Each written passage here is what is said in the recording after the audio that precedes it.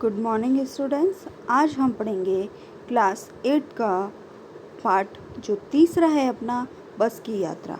इस पार्ट के अंदर हरिशंकर जो परसाई है वो बताते हैं कि उन्होंने एक बार एक ऐसी बस की यात्रा करी जो बहुत ही वृद्ध हो चुकी, वृद्ध मतलब बहुत बूढ़ी हो चुकी थी।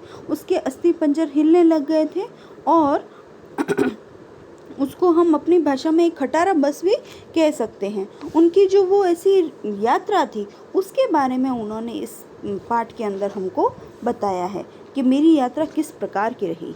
हम 5 मित्रों ने तय किया कि शाम 4 बजे की बस से चलें।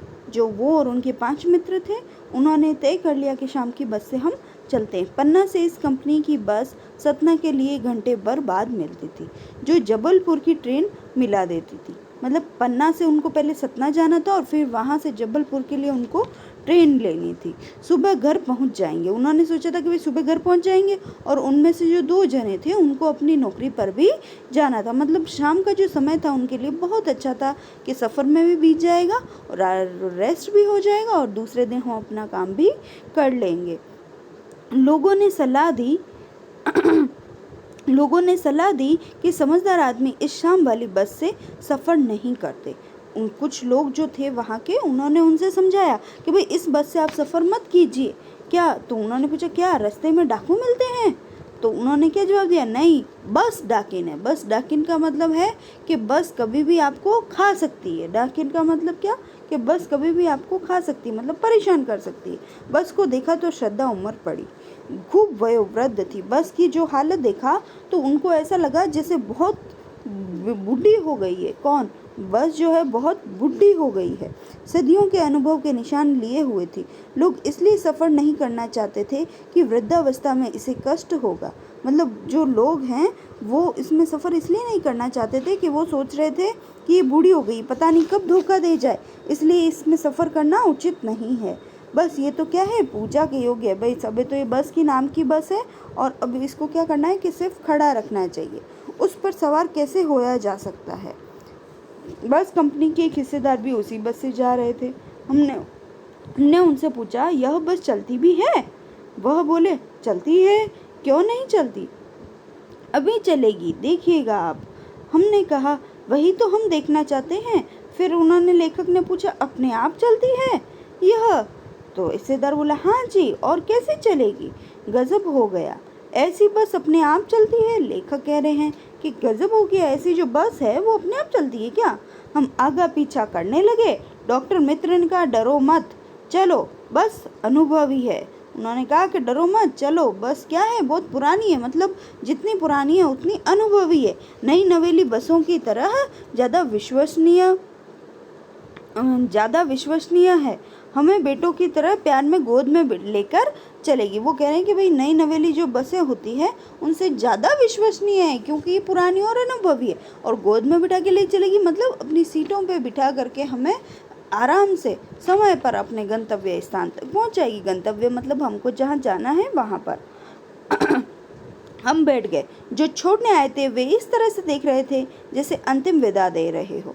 मतलब जो छोड़ने के लिए आए थे ना उनके दोस्त, वो उनको ऐसे देख रहे थे कि जैसे कि हम क्या अब अंतिम बार मिल रहे हैं, उसके बाद हमारा मिलना नहीं होगा। वो ऐसा क्यों सोच रहे थे? उस बस की कंडीशन को, उस बस की हालत को देखकर ऐसा सोच रहे थे। और क्या बोल रहे थे? उनकी आंखें बोल रही हैं जैसे आना जाना तो लगा ही रहता है, आया है सो जाएगा, राजा रंक फकीर। कि भाई राजा हो, रंक हो या कोई फकीर हो, जो आया है उसको जाना तो है ही है। आदमी को कुछ करने के लिए एक निमित्त चाहिए। कुछ करने के लिए मतलब आगे बढ़ने के लिए कोई साधन तो होना चाहिए। इंजन सचमुच स्टार्ट हो गया। बस जब चालू हुई तो इंजन स्टार्ट हो गया। ऐसे हो गया ऐसा जैसे सारी बस ही इंजन है और हम इंजन के भीतर ही बैठे हैं। जब इंजन चालू हुआ तो पूरी बस हिलने लगी और इतनी आवाज़ होने लगी कि मानो ऐसा लग रहा है कि हम कहाँ बैठे हैं, इंजन के ऊपर ही बैठे हैं। कांच बहुत कम बचे थे, जो बचे थे उनसे हमें बचना था। हम फौरन खिड़की से दूर सरक गए। इंजन चल रहा था, हम लोग हमारी सीट के नीचे इंजन है, मतलब जैसे कि वो चल रहा था उससे ऐसा लग रहा था कि हम किस पे बैठे हैं, इंजन के ऊपर ही हमारी सीट लग रही है और हम उसके ऊपर ही बैठे हैं। और वो इतनी तेज चल रहा था कि पूरी बस डोल रही थी, पूरी बस हिल रही थी। जो कांच थे वो टूटे हुए थे, कुछ जो कांच बच रहे थे वो इतनी जोर जोर से हिल रहे थे मानो अभी ही उसके कंपन से टूट जाएंगे। ऐसा वो लेखक जो है वो कह रहे हैं।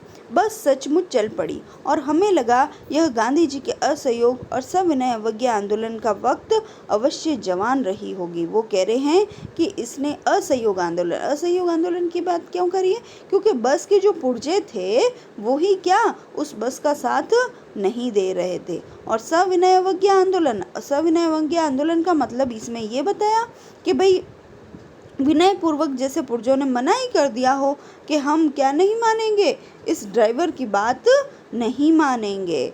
वक्त अवश्य जवान रही होगी, मतलब उस समय जवान रही होगी और इस बस ने वहाँ से ट्रेनिंग ले ली है कि मुझे इसमें किसी का भी क्या नहीं करना है, सहयोग भी नहीं करना और जो कह रहे हैं उस बात को भी नहीं मानना है। उसे ट्रेनिंग मिल चुकी थी, हर हिस्सा दूसरे से असहयोग कर रहा था। पूरी बस सविनय अवज्ञा आंदोलन के दौर से गुजर रही थी। सीट का बॉडी से असहयोग चल रहा था, मतलब सीट का बॉडी से ऐसा लग रहा था मानो सीट इतनी जोर जोर से हिल रही थी कि मानो सीट अभी टूट करके अलग हो जाएगी। कभी लगता सीट बॉडी को छोड़कर आगे निकल जाएगी, कभी ऐसा लगता कि वो बॉडी यहीं रह जाएगी और जैसे ही जोर से धक्का आएगा तो सीट टूट के हम लोग गिर जाएंगे। 8-10 मील चलने पर सारे भेदभाव मिट गए। 8-10 मील चले और क्या हुआ कि बस एक जगह पर रुक गई है। समझ नहीं आता था कि सीट पर हम बैठे हैं या सीट हम पर बैठी है। मतलब इतनी तेज तेज से सीट उछल रही थी कि उनको पता नहीं चल रहा था कि सीट पे हम बैठे हैं या हम पर सीट बैठी है, ऐसा उनको महसूस हो रहा था। एकाएक बस रुक गई, मालूम हुआ पेट्रोल की टंकी में छेद हो गया है। जब वो थोड़ी दूर चले तो उनकी पेट्रोल की टंकी जो थी उसमें छेद हो गया। तो ड्राइवर फटाक से उतरा, उसके नीचे बाल्टी लगाई, पेट्रोल भर लिया और उसमें नली लगा के इंजन को देने लगा। पेट्रोल निकाल कर उसे बगल में रखा और नली डाल के इसमें भेजने लगा। अब मैं उम्मीद कर रहा था कि थोड़ी देर बाद बस कंपनी के हिस्सेदार इंजन को निकाल कर गोद में रख लेंगे और उस नली को पेट्रोल पिलाएंगे, जैसे माँ अपने बच्चे को दूध की शीशी पिलाती है। तो अब उनको क्या लग रहा था कि जिस तरह से उस बस की कंडीशन हो रही थी उससे लग रहा था कि अब थोड़ी देर के अंदर ये जो इतनी तेज तेज हिल रही है तो कहीं इंजन ही निकल के बाहर नहीं गिर जाए और फिर वो जो हिस्सेदार है उस इंजन को अपनी गोदी में ले करके उस नली को जो पेट्रोल है वो सीधा ही उसको मुंह में, जैसे बच्चे को दूध पिलाती है माँ वैसे उस इंजन को पेट्रोल नहीं पिलाने लग जाए, है ना। ऐसा उन्होंने सोचा। बस की रफ्तार अब 15-20 मील हो गई थी। मुझे उसके किसी हिस्से पर अब भरोसा नहीं रहा था। पता नहीं कब ब्रेक फेल हो सकता, स्टीयरिंग टूट सकता। प्रकृति के दृश्य बहुत लुभावने थे। दोनों तरफ हरे बड़े पेड़ थे जिन पर पक्षी बैठे थे। मैं हर पेड़ को अपना दुश्मन समझ रहा था। अब वो कह रहे हैं कि जिस रास्ते से हमारी बस चल रही थी उसके दोनों तरफ हरियाली थी और पेड़ थे और पेड़ चल भी रहे थे। अब लेकिन मेरे को ऐसा डर लग रहा था, पता नहीं इस बस के कब ब्रेक फेल हो जाए, कब स्टीयरिंग टूट जाए और बस जा करके किसी पेड़ से टकरा जाए और हम क्या हो जाए, यहीं पे हमारे प्राण पूरे हो जाए। ऐसा डर किसको लग रहा था? लेखक को लग रहा था। और उसको हर आता हुआ पेड़ क्या, फिर चलता हुआ पेड़ अपना दुश्मन लग रहा था। झील दिखती तो सोचता इसमें बस गोता लगा जाएगी। दूर से झील दिखी तो उनको लगा कि ऐसा नहीं हो कि कहीं ब्रेक नहीं लगे और बस जा कर के झील में गिर जाए। एकाएक फिर बस रुकी। ड्राइवर ने तरह तरह की तरकीबें की पर वह नहीं चली। सविनय अवज्ञा आंदोलन शुरू हो गया। कंपनी के हिस्सेदार कह रहे थे बस तो फर्स्ट क्लास है। यह तो इत्तेफाक की बात है कि क्षीण चांदनी में वृक्षों की छाया के नीचे वह बस बड़ी दयनीय लग रही थी। क्षीण वृक्षों की चांदनी के नीचे बस खड़ी हो गई जा करके, जैसे कोई वृद्धा थक करके बैठ गई हो। हमें ग्लानि हो रही थी कि हम इसे आगे ले जा रहे हैं, इसका प्राणांत हो गया तो इस अंत्येष्टि करनी पड़ेगी।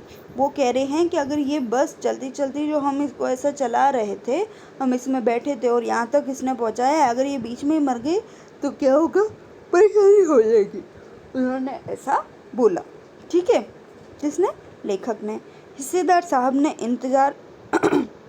इंजन खोला और कुछ सुधार बस आगे चले। कुछ सुधारा और बस आगे चली।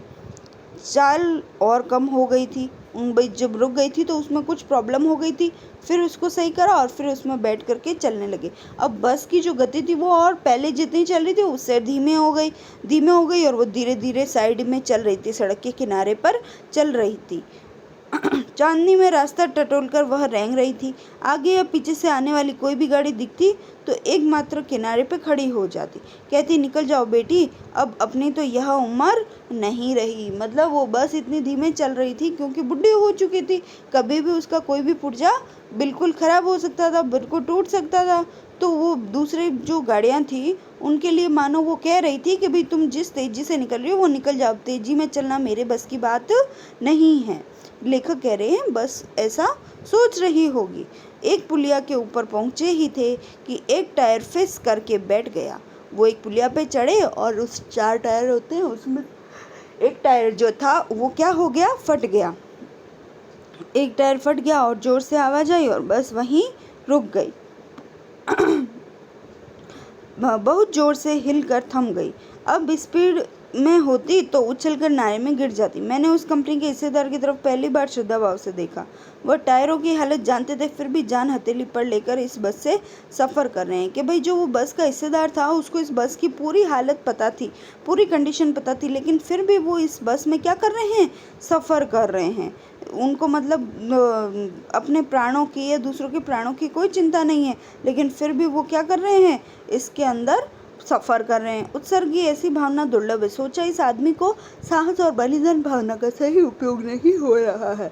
इसे तो किसी क्रांतिकारी आंदोलन का नेता होना चाहिए था कि भाई ये जिस उत्साह से, उत्सर्ग से और दुर्लभ भावना से है ना इस बस को चला रहे हैं, इनको किसी क्रांतिकारी का नेता होना चाहिए था ताकि इनकी बात को सब मान सके। अगर बस नाले में गिर पड़ती और हम सब मर जाते तो देवता बाहे पसारे उनका इंतजार करते। किसका? उन सब का। और क्या बोलते, इस महान आदमी, किसके लिए, हिस्सेदार के लिए, कि इस महान आदमी ने एक टायर के लिए इतने सारे लोगों के प्राण दे दिए। टायर नहीं बदला, पर क्या उन्होंने टायर को नहीं बदला, घिसा टायर लगाकर फिर बस चली। फिर दूसरा जो अंदर स्टेपनी के तौर पे जो घिसा हुआ टायर था उसको उसके अंदर लगाया और लगा करके फिर बस आगे बढ़ने लगी। पन्ना कभी भी पहुंचने की उम्मीद छोड़ चुका था। पन्ना क्या, कहीं भी कभी भी पहुंचने की उम्मीद मैंने छोड़ दी थी। लगता था जिनकी इसी बस में गुजर जाएगी। अब जिस कंडीशन से, जिस स्पीड से वो बस चल रही थी और उस बस की जो हालत थी कि पूरी की पूरी हिल रही थी, सब पुर्जों में से आवाज़ आ रही थी, खटारा की तरह चल रही थी, बीच बीच में कोई भी प्रॉब्लम हो रही थी, तो उसको देख करके लेखक ने सोचा कि अब तो हम पन्ना समय पे क्या, वहाँ पन्ना पहुँचना भी हमारा बहुत मुश्किल है। पता नहीं हम वहाँ पहुँचेंगे भी या यहीं से सीधे भगवान के घर चले जाएंगे, ऐसा लेखक सोचने लगे। और उन्होंने पन्ना पहुँचने की बिल्कुल उम्मीद छोड़ चुकी थी। लगता था जिनकी इसी बस में गुजारनी है। उनको लगता था कि जितनी जिनकी बसी है वो इस बस में गुजर जाएगी, ऐसे धीरे धीरे चलते चलते। पृथ्वी पर उसकी कोई मंजिल नहीं है। हमारी बेताबी, तनाव खत्म हो गए और हम बड़े इत्मीनान से बैठ गए। जब उन्होंने सोच लिया कि भाई अब इसी में बैठना है, जब पहुंचेगी तब पहुंचा देगी, अब क्या कर सकते, कुछ कर तो नहीं सकते, सही सलामत घर पहुंच गए, ये बहुत बड़ी बात है। उन्होंने ये सोचा और फिर वो इत्मीनान मतलब शांतिपूर्वक तरीके से उसके अंदर बैठ गए और उन्होंने सोचा कि जब पहुंचेगी तब पहुंचा देगी। चिंता जाती रही, चिंता खत्म हो गई और उनके जितने भी दोस्त थे वो वहाँ पे हंसी मजाक करने लगे। इतना कहकर अपना ये वीडियो यहीं समाप्त करते हैं। धन्यवाद।